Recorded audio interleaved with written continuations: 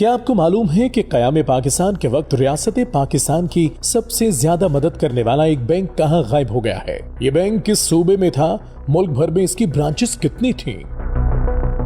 ناظرین، اس مالیاتی ادارے کا نام بینک آف بہاولپور تھا۔ ریاست بہاولپور نے پاکستان کے ساتھ الحاق کے بعد نئی مملکت کے ساتھ جتنا غیر معمولی تعاون کیا، غیر معمولی مالی مدد کی، غیر معمولی قربانیاں دی، اتنی ہی غیر معمولی ناانصافیاں اس ریاست کے ساتھ برتی گئیں۔ قیام پاکستان کے وقت متحدہ ہندوستان میں وجود رکھنے والی آزاد ریاست بہاولپور نے قیام پاکستان کے 1.5 ماہ بعد 3 اکتوبر 1947 کو اپنی خوشی اور رضامندی کے ساتھ پاکستان کے ساتھ الحاق کا اعلان کیا۔ اس ریاست نے نئی مملکت اور بانی پاکستان کے ساتھ کتنا غیر معمولی تعاون کیا، اس کی تفصیلات سے قبل اس ریاست کے ایک بڑے بینک کے لاپتہ ہونے کی حیران کن کہانی آپ کو بتاتے ہیں۔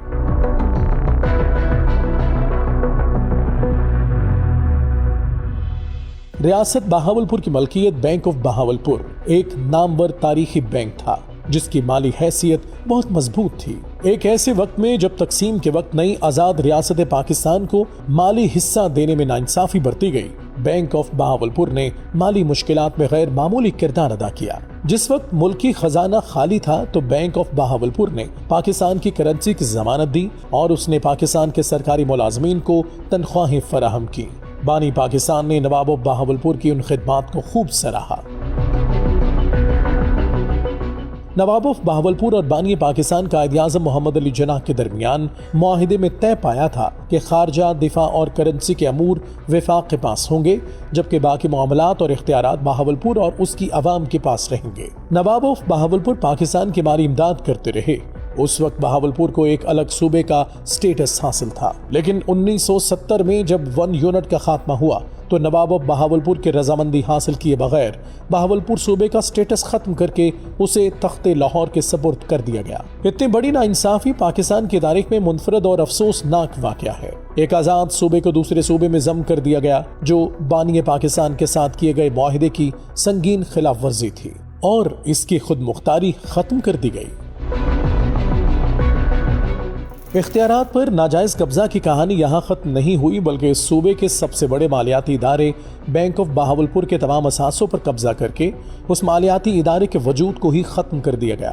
وہ بینک آف بہاولپور جس کا اس دور میں رجسٹریشن کے وقت ابتدائی سرمایہ 35 کروڑ روپے تھا اور 14 کروڑ 30 لاکھ روپے کے اس کے پاس محفوظ ریزرو تھے۔ ملک بھر میں اس بینک کی 36 شاخیں تھیں اور نامور شخصیات بورڈ آف ڈائریکٹرز میں شامل تھیں۔ اس بینک کی اپنی چیک بکس، سٹیمپس اور کریڈٹ انسٹرومنٹس تھے، اس کو مافیا نے ہڑپ کر لیا۔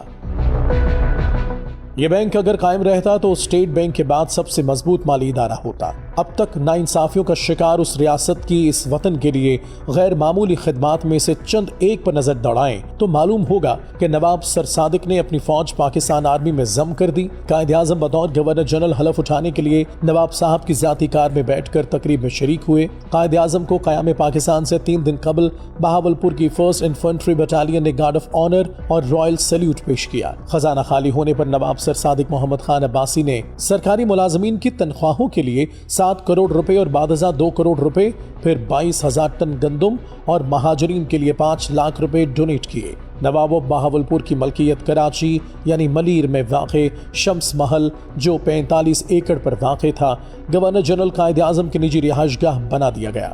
نواب آف بہاولپور کی قربانی اور خلوص تو ناقابل فراموش ہے، مگر بینک آف بہاولپور کے غائب کیے گئے اثاثوں کا آج بھی کھوج لگایا جائے تو کم از کم ان عناصر کا کھوج لگانے میں آسانی ہوگی جنہوں نے نہ صرف پاکستان کو اس کے قیام کے وقت سے ہی دیمک کی طرح کھانا شروع کر دیا تھا، بلکہ ریاست بہاولپور سے ناانصافیاں برتنے والے فیوڈل لارڈز کا کھوج بھی مل جائے گا۔